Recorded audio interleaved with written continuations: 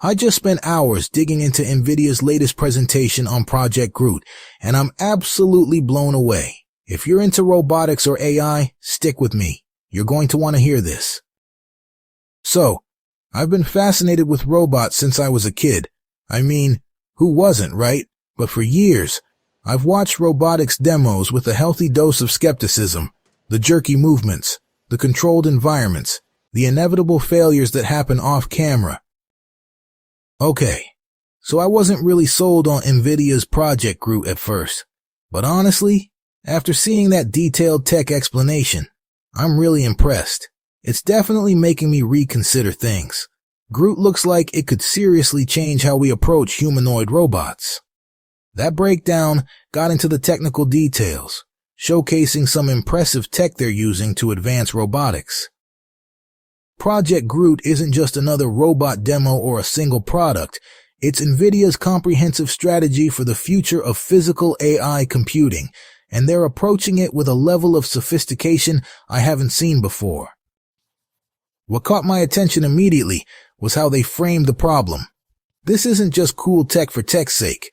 There's a genuine need they're addressing, and that's what I want to share with you today.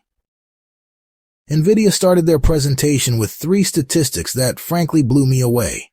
First, there's been a 4.2 times increase in job vacancies across the 30 most advanced economies over the past decade. And here's the kicker. Many of these vacancies are in sectors that require physical presence: leisure, hospitality, healthcare, construction, transportation, manufacturing. So, while ChatGPT and similar AI models are great at tech stuff, they're stuck in the digital world. They can't physically interact with things like robots can. Jim Fan from NVIDIA pointed this out. These AI models are all in the computer. To make AI even more useful, we need to create embodied AI.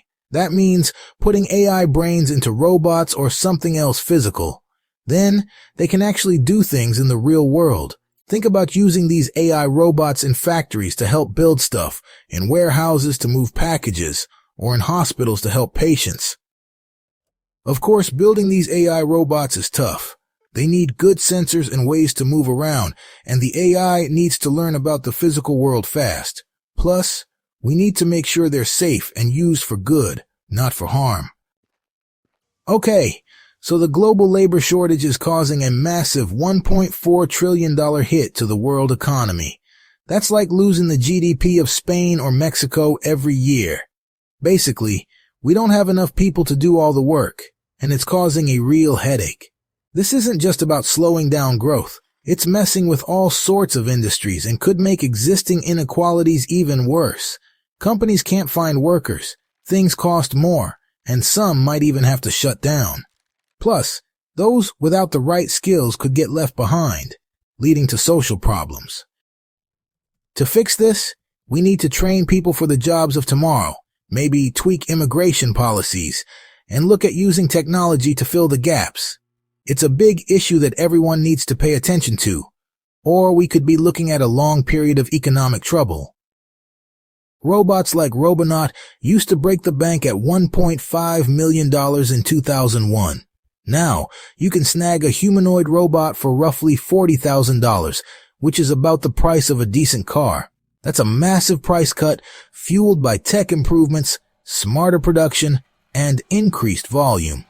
Plus, these robots use less metal than cars, which should drive prices down further. Expect even more affordable robots as we innovate with materials and scale up manufacturing. When I saw these numbers, it clicked for me. This isn't just cool tech, it's addressing a real economic need. What I find fascinating is how NVIDIA is approaching this challenge. They're guided by 3 core research principles that Yuka Sato explained during the presentation. The first is what they call the generalist principle. Instead of creating specialist robots that can only perform single tasks, they're building foundation models that can handle a wide range of scenarios. It's similar to what happened in natural language processing. We used to have specialized modules for sentiment analysis, semantic parsing, and information extraction. Now we have general models like ChatGPT that can handle all these tasks and more. The second principle is what they call the dual system approach, inspired by human cognition. Our brains have two systems of thinking. System 1, fast, intuitive, reactive thinking that responds to our environment in real time. And System 2, slow, deliberate reasoning for planning and decision making. NVIDIA's robots need both. High-level cognition for understanding tasks and planning actions, and fast reactive systems for responding to the physical world in real time at 120 Hz. The third principle is their data pyramid strategy, which addresses a fundamental challenge in robotics. Unlike language models that can use vast amounts of text from the internet, robots can't simply download human-controlled data. To train advanced AI models that understand and interact with the real world, NVIDIA uses a smart, three-part plan for gathering and using data. It's all about finding the right mix of quality, cost, and getting a lot of data. First, there's top-notch data from actual people doing things in real-world settings. This stuff is super accurate because it shows real human actions, but it's also the priciest and takes the most effort to collect. Next up is synthetic data, created in computer simulations. We can make a ton of this stuff quickly and control the situations, which is great for training models on lots of different tasks. It might not be exactly like the real world, but it's affordable and scalable. Finally, there's the huge pile of videos and images from the web showing people doing stuff. It's cheap and easy to get, but it's not always perfect. It can be messy, unlabeled, and a bit all over the place. By using all three types of data, NVIDIA tries to get the best of each and avoid their downsides. Real-world data gives the real deal, synthetic data lets them train models on a massive scale, and web data adds variety. This mix shows they get the data challenges and are serious about building AI that works well in the real world. These principles aren't just theoretical. They form the foundation of everything NVIDIA is building with Project Groot. Basically, NVIDIA's Project Groot is a big deal. They've got some solid rules they're following, which guide everything they're doing. This project isn't just a small thing. It's got lots of different stuff happening, from research to new tech and probably real-world uses. By sticking to these principles, NVIDIA wants Project Groot to be a big success that also matches their company values. It's not just about building cool tech. NVIDIA wants to make sure everything they do is ethical and helpful. This also means they might want Project Groot to be an example for how to develop new tech responsibly, showing how innovation can be both powerful and good for society. Because Project Groot is so big and involves so much, it could change a lot of industries. And by starting with these core principles, NVIDIA is probably setting it up for lasting success and a really positive impact. At the core of NVIDIA's strategy is Groot N1, which they're calling the world's first open humanoid foundation model. What makes Groot N1 different from large language models is that it's designed to run on hardware with physical capabilities. It takes in visual tokens from the robot's cameras and language instructions and outputs motor actions to control the robot's movement. Okay, so we've got this system with two main parts. System 2, the brainy one that gets the big picture and figures out what to do by looking at images and text. And System 1, the one that handles the actual moving around and makes sure it's all smooth. Basically, System 2 thinks and System 1 does, and together they make the whole thing pretty flexible and able to react to stuff as it happens.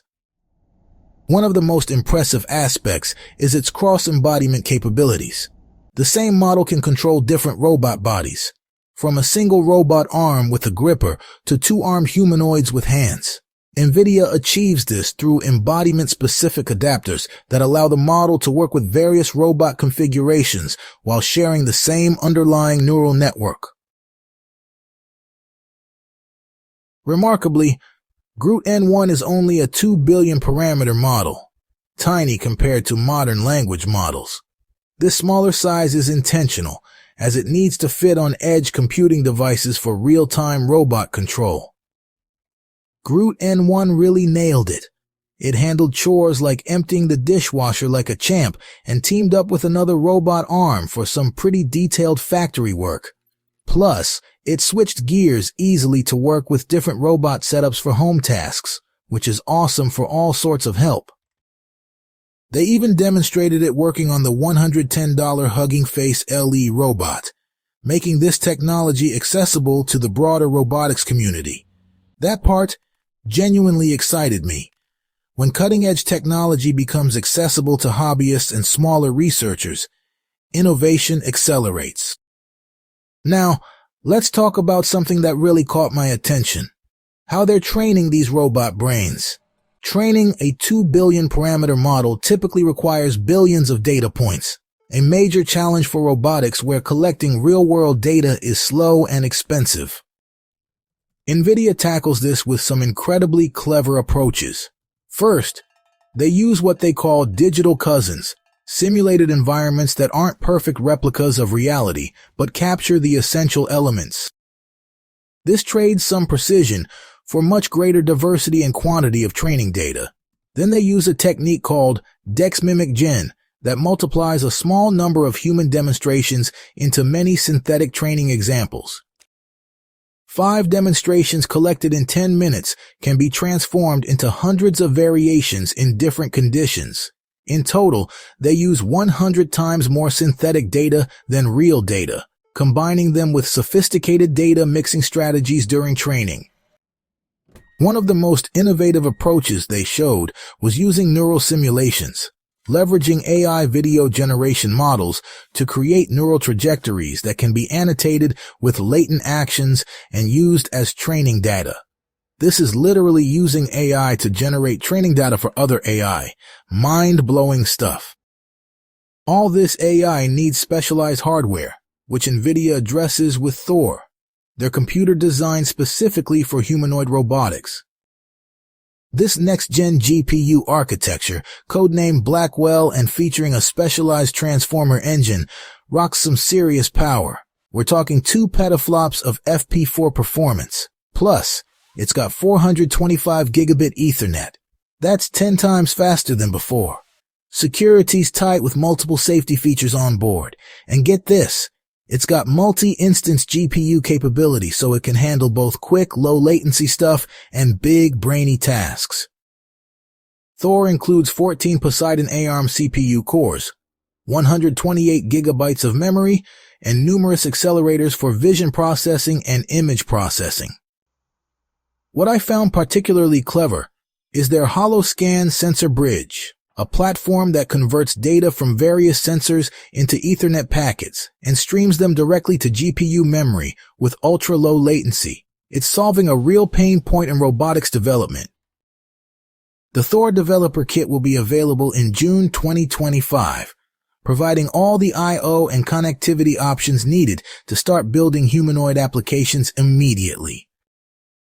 Throughout the presentation, NVIDIA showed demonstrations that went beyond the typical stage robotics demos I've become skeptical of.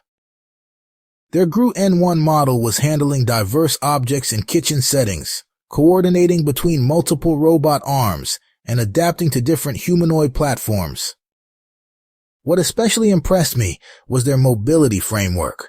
Their cross-embodiment mobility policy enables different robot bodies, from humanoids to quadrupeds, to navigate various environments like offices and warehouses. And get this, these mobility models achieve successful sim-to-real transfer purely from simulation, without ever training on real data. That's a significant achievement in robotics, where bridging the sim-to-real gap has been a persistent challenge. What I find most encouraging about Project Groot is NVIDIA's open approach. They're releasing Groot N1 as an open-source foundation model, alongside training data, evaluation protocols, and benchmarks. In the Q&A session, Jim Fan acknowledged they're only at the beginning of this journey. Key research questions remain, like establishing the scaling laws for robotics, understanding how performance improves with more data, more parameters, and more compute. When asked about their ultimate vision, Jim described what he called the ChatGPT moment for robotics, when we can simply tell a robot what to do in natural language and it can perform any physical task a human can. We're not there yet, but for the first time, I can see a clear path forward. Looking at Project Groot in its entirety, I'm genuinely impressed by NVIDIA's comprehensive approach. They're addressing the full stack, from data generation and model training to hardware and deployment. What excites me most is how this technology could help address real-world challenges like labor shortages in physically demanding fields. And the fact that they're making it open source means the entire robotics community can contribute to and benefit from these advancements. If you're interested in robotics or AI, this is definitely a project worth following. I've included links to NVIDIA's technical resources in the description so you can explore further. What aspects of this technology excite you most? Let me know in the comments below. And if you found this breakdown helpful, please like and subscribe for more tech deep dives. Thanks for joining me on this exploration of NVIDIA's vision for humanoid robotics. Until next time.